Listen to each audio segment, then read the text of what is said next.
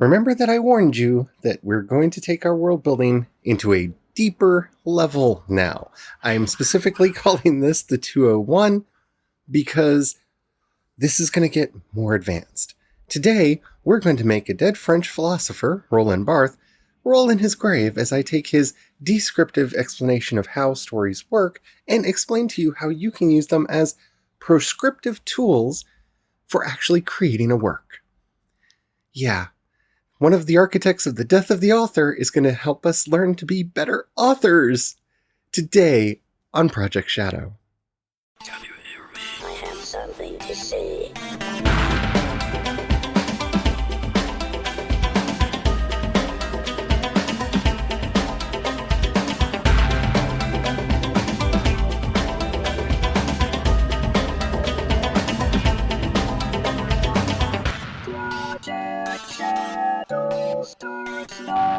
Hello everyone, how are you doing today? My name's Charlie. You might know me better as sci-fi fantasy writer C.E. Dorset, and hopefully you're following along with all the weirdness that I'm doing with Princess Rescue Squad over on World Anvil, because I am so excited!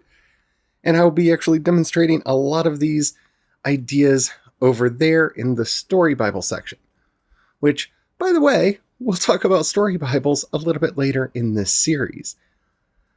But today, we're going to really infuriate a dead French philosopher, Roland Barthes.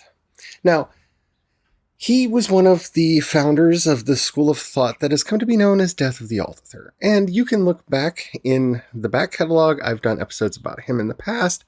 I've even done episodes about his 5 codes in the past and how they can be helpful. Today, I've decided to help use them for world building. The previous episode that I had done about this, and I will put it in the playlist on Spotify for this if I can find it in the long back catalog of episodes that I have done. We'll see about that. I do a lot of episodes. That's why I'm so excited about the playlist features, because I can group these up and make them easy for y'all to share. But when I talked about it before, it was about how to use the 5 codes for a novel, not for world building. So if you want that, like I said, that's back in the back catalog. Oh, by the way, speaking of the playlist, I want to say thank you to everyone, including World Anvil, who shared my playlist yesterday and are helping to get the word out about world building, because it is one of my great passions. And welcome to the new people that have come to the podcast because of that playlist making the rounds. I saw it all over the place. I hope I thanked everyone who I saw sharing it. If I didn't and you're listening, I'm sorry I missed it. Thank you so very, very much. It means the world to me that you all are enjoying the content that I'm doing. Okay, so this is not going to be a strict lit theory episode, though it really could be. I'm fascinated by literary theory and I really love digging into it. But I'm going to try to be as simple and straightforward and useful as I can be with these ideas, because you can really get bogged down in them. And this is going to be the first part of a multi-part breakdown of the 5 codes.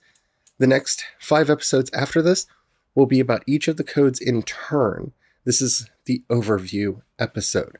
Don't skip it, because, this is how it all works together, and that's going to be how each one individually works. Okay? All right.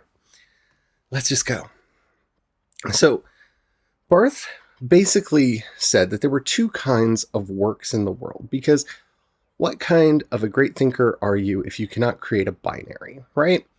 This seems to be a cultural touchstone of our civilization for way too long. And I personally, as with all things in life, think that there's a spectrum, but he titled one the writerly text and the other the readerly text. And these mean the opposite of what you think they would, because of course they do. A readerly text is one that is strictly and staunchly dictated by the writer and means what the writer intends it to mean, because the writer doesn't leave any room for any other interpretation than the one that they decided to give you. J.K. Rowling's Harry Potter is a very good example of this, where we could, once upon a time, run off into our flights of fancy and guess and play with a lot of the different elements of the world, she has decided to dictate from on high what the answers to some of our questions are, thus trying to take some of the magic and the mystery out of the setting. Our goal, especially with world building, is not to make a readerly text. Our goal is to make a writerly text. Now, what is a writerly text? A writerly text is one that involves the reader, that the reader's engagement in the story makes the story come to life. That there are questions that the reader has to answer, there are bits that the reader has to put together. Everything isn't just handed to them on a silver platter. A lot of web fiction does this. In my previous episodes on this topic, I've focused a lot about how this could be used to do web fiction. And guess what? World building, thanks to World Anvil, not a sponsor, though you could be, Janet, if you want to throw some ducats my way, I could take the florins, the gill, whatever. You can pay me in Final Fantasy money. I don't care. Or you can help me cover my Grandmaster membership, which I do pay for. So I don't want you to think that I'm a shill for them. I pay for their service. I'm not paid by them. But thanks to World Anvil, we have a place to post all of our world building and templates that help us build our worlds out and the tools to interlink it so that the world can really, truly come to life. It allows us to turn our world building into a writerly text. So how do we do that? Well, Roland Barthes basically said that the meaning must come from the text. It doesn't matter what the author intended. It doesn't even matter who the author was or their particular beliefs or meaning that they tried to write into their stories. The text must speak for itself. And so he proposed the 5 codes as a way to read the text, a way to decode the text and uncover the actual meaning within the text itself. So the code here is meant to tell us the meaning, how we are to understand the story based on its existence. The words, the images, the questions it asks, all of those things come together to make the story. And in our case, to make the world.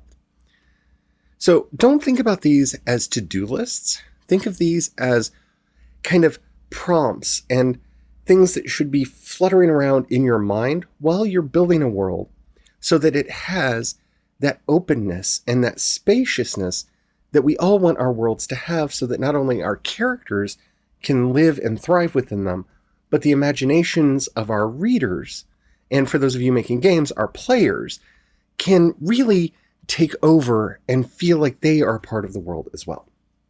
Okay? So these are sometimes called the 5 voices or the 5 strands. Again, different ways to look at the same thing. All right? So the first one, and I'm not going to be using the terms that Barthes used because, like I said, we're trying to keep this simple. He actually called this one the Proeretic Code, and more power to you if you want to call it that. Yeah. No, we're not doing that. This is the action code. This is the code of action. This is what actually happens. So while we're looking at our story, while we're looking at our world, these are the events that take place. This is the plot synopsis. This is the backstory elements, the cliffhangers, the unresolved elements of the story.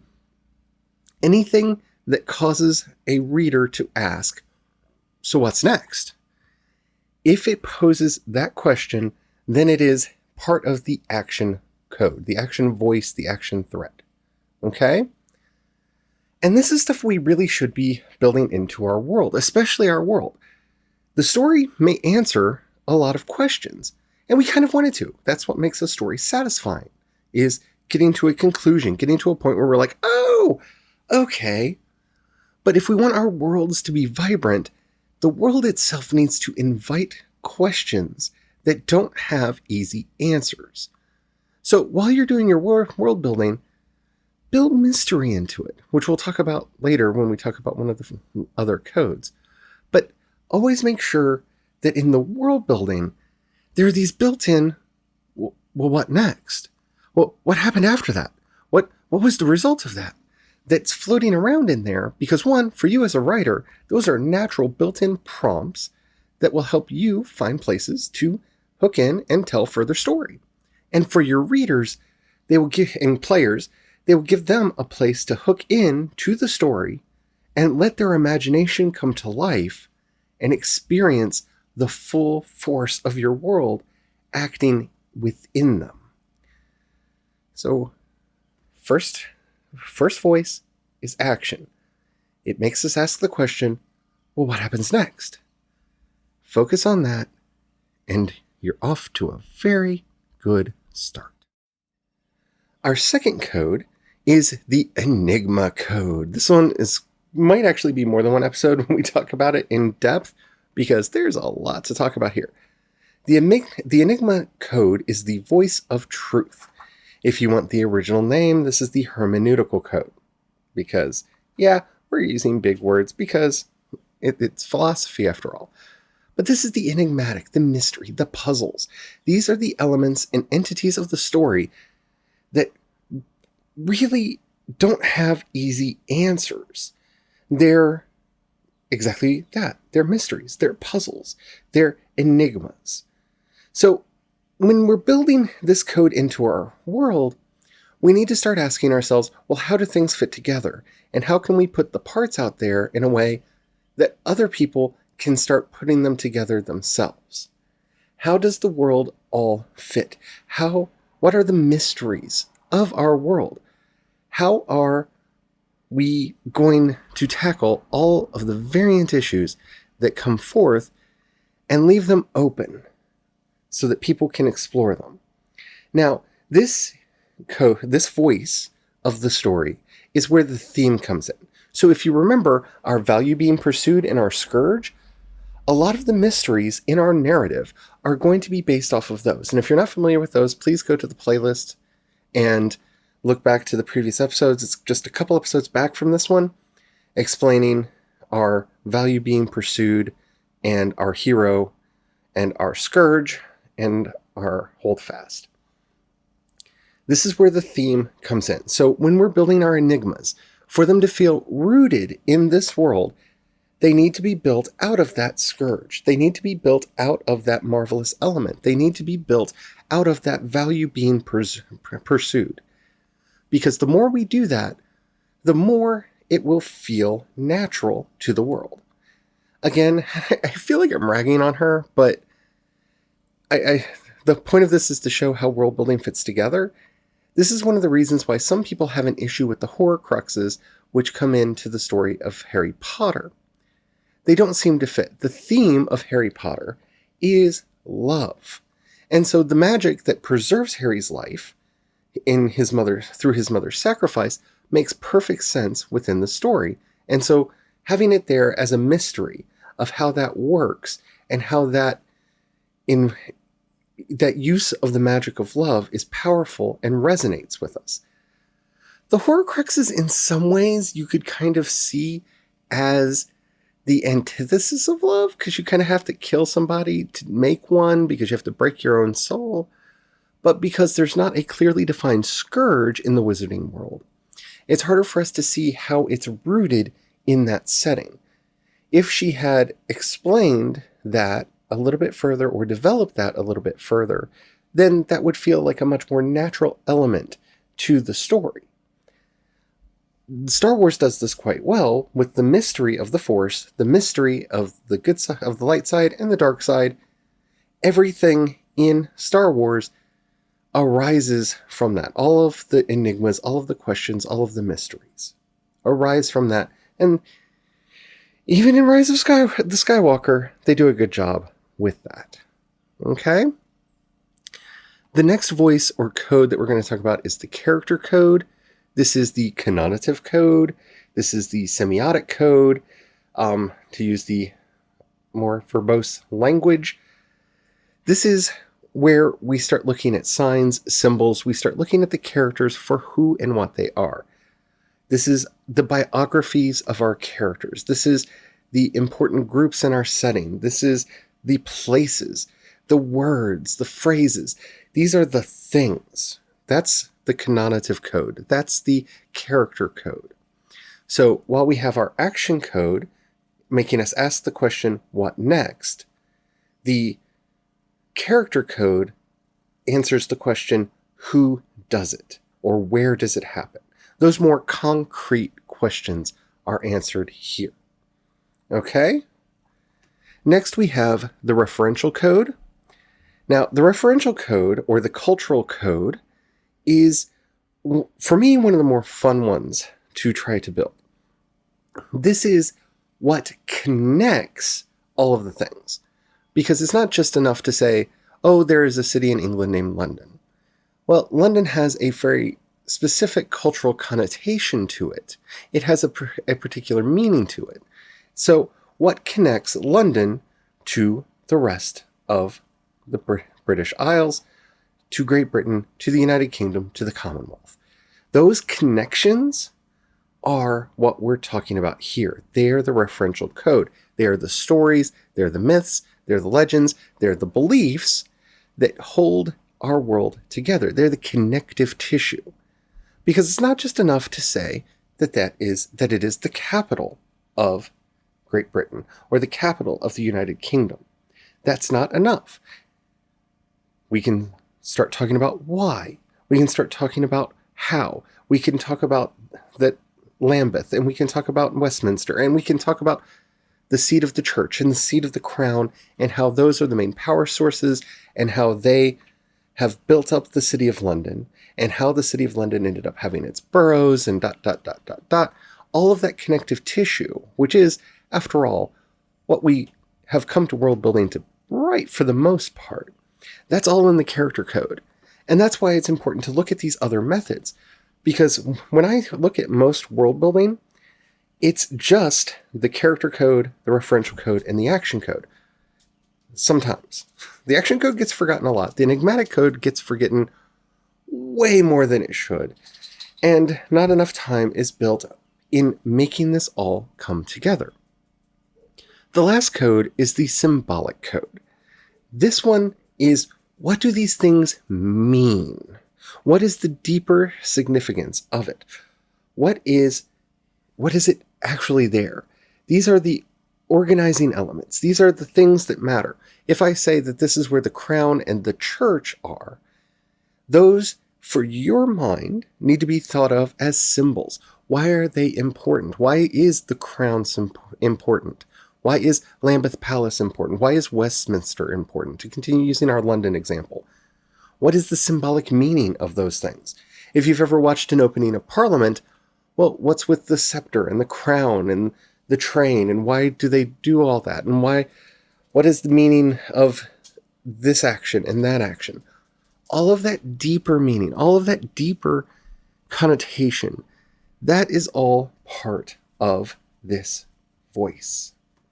This is the contention between the characters and the groups. This is the motifs that weave throughout the story. These are the symbols and the MacGuffins and what gives them meaning. And remember, the difference between a symbol and a MacGuffin is something only the characters in the world care about. A symbol is something that we all, characters and readers, care about. Big difference, we'll talk about that. And this is where our themes are really explored and built into the narrative. We've already figured out one of the things here. This is our marvelous element. If you followed along with the previous set of world building exercises, you've already determined your marvelous element. That's the first symbol. Because remember, it's symbolic of the value being pursued and how it can bring about an end to the inauthentic state and reverse the scourge, even if only for a time. We've already built one symbol. And I'm not saying that everything has to be symbolic. Not everything has to have this deep, richer meaning. But think about the rings of power.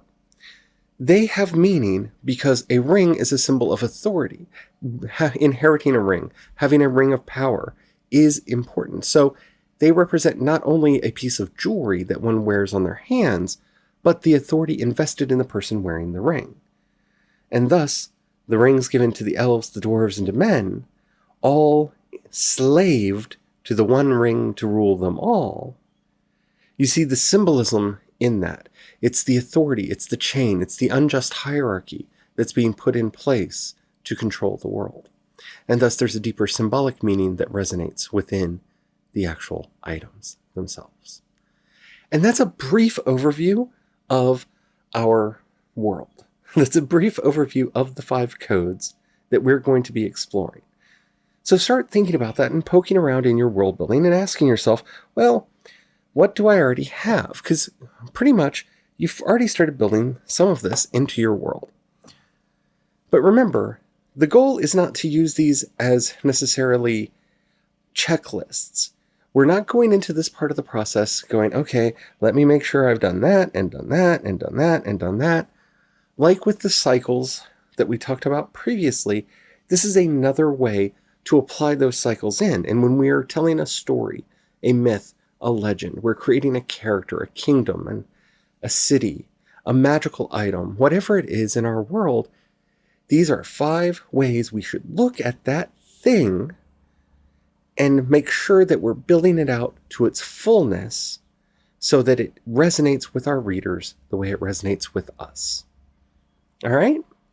I'm excited to continue this world building series. I can't wait to get into these. And I told you, we're getting into the nitty gritty. This is the beginning of the nitty gritty. All right. If you have any questions, comments, or topics you'd like to hear on the show, please, in the show notes, you'll find a link to the voice message system. Keep it short, keep it clean. I would love to hear from you. You can also hit me up on social media. I am C. Dorset on both Twitter and Instagram, and you can find links to everything that I do over at projectshadow.com. Alrighty. I think that's it. I do. I think that's it for today. If you've got a buck you can pass my way, then you are a fortunate soul in these troubled times. Down in the show notes, you'll find a link to both the voice message system and my Patreon. Thank you to everybody who does that. It means the world to us. We got our PPP loan today, so we're doing better than we were. Thank heavens. Hopefully you're doing well through all this. Please do not feel any pressure to do that. If you don't have any money right now, trust me, none of us do. I truly understand that. But if you know anybody that you think would like the work that I'm doing, please share it. That helps out much more than you know. Alrighty. Thank you all so much. You mean the world to me. Yeah. So as we're going through all this together, stay well, stay safe, stay home, and don't forget to have the fun. Bye.